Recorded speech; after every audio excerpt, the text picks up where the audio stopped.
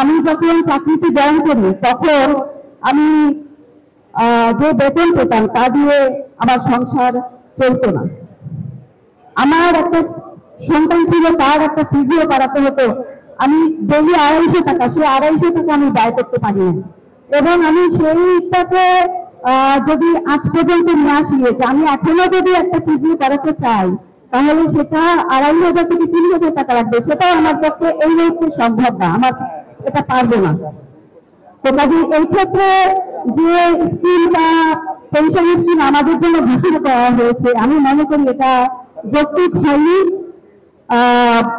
এবং এখানে যে গ্র্যাচুইটির যে বিষয়টা এখানে বাদ দেওয়া হয়েছে, এটা খুবই ইম্পর্টেন্ট। কারণ একজন চাকরিজীবী এই চাকরি অবসর যখন নেন তখন প্রথম চিন্তাটা থাকে আমি কোথায় থাকবো, আমার মাথা বোঝার জায়গাটা কোথায় হবে।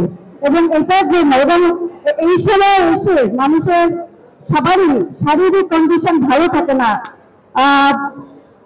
মানে এটার জন্য যে চিকিৎসাটা ব্যয় অনেক বেশি হয়। তো এককালীন টাকার খুব প্রয়োজন। কাজে এই জায়গাটাতে মানে এই জায়গা একেবারেই অস্কার করে দেওয়া হয়েছে, আমি মনে করি যে এটা একেবারেই ঠিক হয়নি। এবং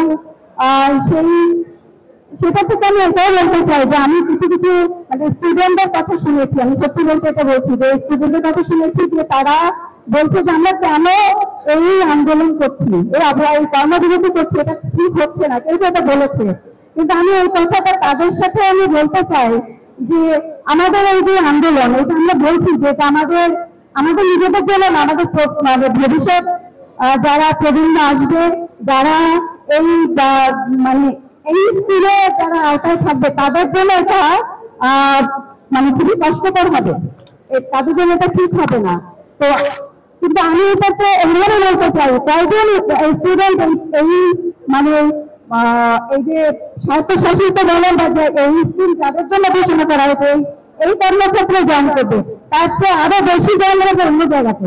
এবং আমি মনে করি যে এখন এই সব স্কিমের ভিতরে কিছু না কিছু এই ধরনের বিষয় থাকবে এবং আমার মনে হয় গ্র্যাচুইটি থাকবে না। এই জন্য আমি সার্বজনীন ভাবে বলতে চাই যে আসলে এটা সবার জন্যই এটা কষ্টকর হয়ে যাবে যদি এই স্কিম পরিচালনা করা হয়, এটা পরিচালিত হয়।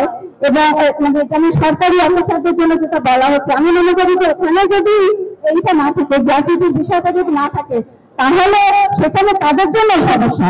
যাতে আমাদের স্টুডেন্টদের সব চাকরিতে জয়েন করবে এবং তাদের জন্য সবার জন্য কষ্ট করা হবে। আমি এটাকে জেনারেলাইজ করে বলতে চাই যে আসলে এই যে পেনশন স্কিম যেটা করা হচ্ছে এটা আসলে সঠিক হচ্ছে না।